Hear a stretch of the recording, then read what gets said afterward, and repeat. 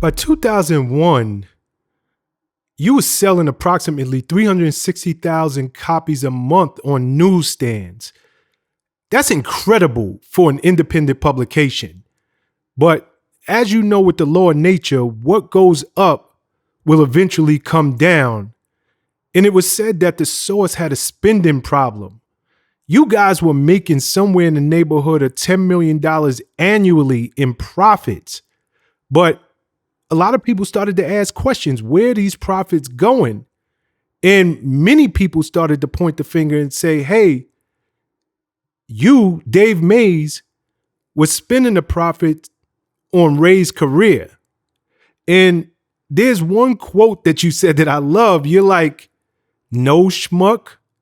I just spent $10 million on source.com. Dick face. Do you remember making that statement? I mean, I was a lot younger. That was a long time ago, so I wouldn't speak like that anymore today. Yeah, I mean, you know, the truth of the matter is a couple things. The biggest contributor to the downfall of the source in the early 2000s was the gamble I took on the internet. You know, when the .com thing first came out in the mid to late 90s and started going crazy, you'll remember, like, you would turn on the TV and every commercial was for .com this, .com that. I mean, Wall Street was putting hundreds of millions and millions of dollars into all these .com things.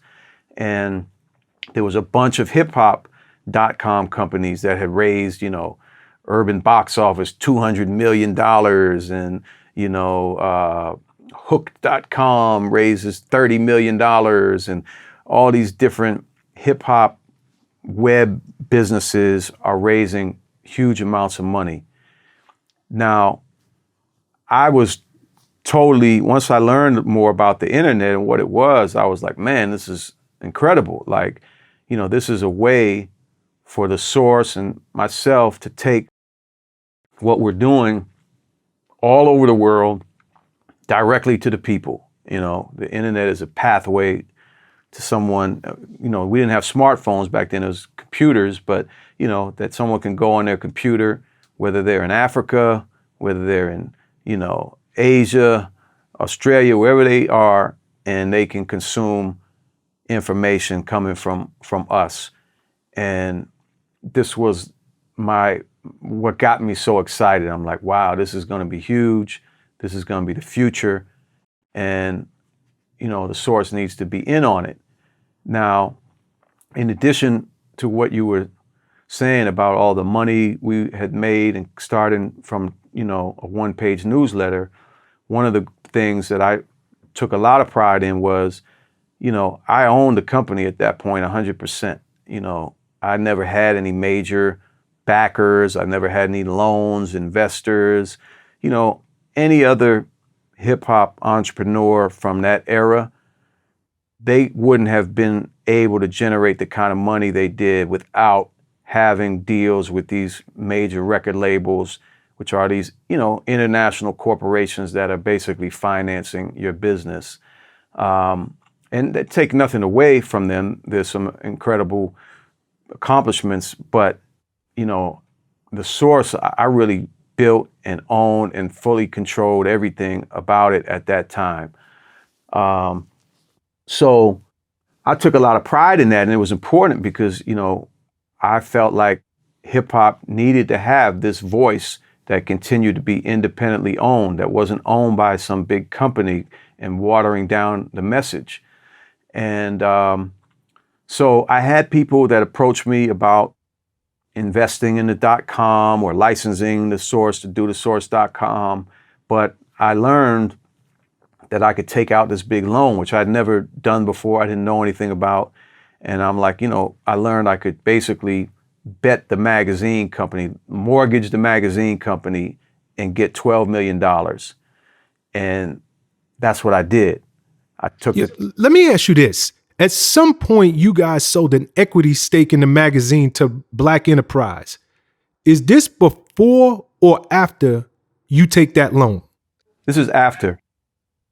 Yeah, this is after. I take out the Okay. $12 million loan. This is probably 99. And that was more money. We weren't making probably 10 million. Our profit might have been 6 or 7 million a year, but with a business, cash flow is always still an issue because the money's coming in, it's going out, you're expanding, you're putting money into other things. So it wasn't like I was just sitting on millions and millions of dollars, at the time in the bank. So getting this $12 million loan, that was the most money I had at my disposal at any time. And I was like, wow, this is great. I do this loan, they wire me $12 million and I'm off to the races. I'm going to go kill this thing with the .com. And that's, what I tried to do. I opened up new offices. I hired new staff. We had all these big plans for the source.com. But we were just too early. Many .com businesses in those years came and went, failed. Hundreds of millions of dollars got lost on all kinds of .com companies. And, I got caught up in that. And that was like, an area that I didn't understand. I went to Harvard, but as we talked about, I studied government. I wasn't in business school. I didn't know about bank loans and private equity funds and, warrant fees and all this stuff. And, when you have a lot of success at a young age like I did, I started the Source when I was 19. And so at this time in 99, I'm now 30. The company's, incredibly successful. And so you kind of feel like, everything and you're not going to, everything's going to work. And I took a gamble that in retrospect, I shouldn't have taken. I wanted to own the .com and not have a 50% partner or something like that. And, I wanted to maintain that ownership. So I bet on myself, but it was a bad bet. I lost. And in a year or two, a lot of that money was gone. I mean, opening new offices, new staff, paying all these technology companies that were hustling everybody, to pay them all these huge amounts to build websites. You didn't know, you don't know about that stuff. And so, yeah, did I continue to spend money on Benzino and his music and some of those things? Yeah, some money was spent. But the .com gamble didn't work, and in a year or two, I was in a bad spot for the first time. I'm like trying to keep up with these, $700,000 a month, loan payments or whatever they were, and if you don't make your payment, then there's a warrant fee. You owe an extra $2 million now, and all this kind of shit. And that was really when I had to go for the first time now and find a real investor. And that's when I ended up bringing in Black Enterprise. They had a private equity fund that invested $12 million for 18% of the business. And again, to me, that seemed like a great deal. I still owned 82% of the company. They helped me. Not only did they put the 12 million in, but they also brought me to a bank that refinanced that loan. That 12 million, I owed maybe 15 million on it right now, that point. So they got me a deal with the bank that gave us, 17 million or whatever. We paid the 15 off, had a little extra to build the company back up. And that's what they told me. They were like, we love your vision. We love what you're doing, and, go out there and take over the world. And, and we got more money. And, the fund was like a $94 million private equity fund. And they're like, we got more money in the kitty. If you need any more money, come on back. But again, I was naive about this stuff. I didn't understand that that's kind of the way private equity firms get you is, they try to get you to, spend the money and have to come back to them. And that's kind of really what happened. That was really the final blow was, I went out and I built the Source back up. Not like we had fallen off, but like we didn't do the Source Awards in 2002. I had to skip a year because of all the financial things that were going on, but I brought it back in 2003. I got it on BET. It was huge. It was the highest, sixth highest rated show in BET's history. I had all these other things that were starting to pop.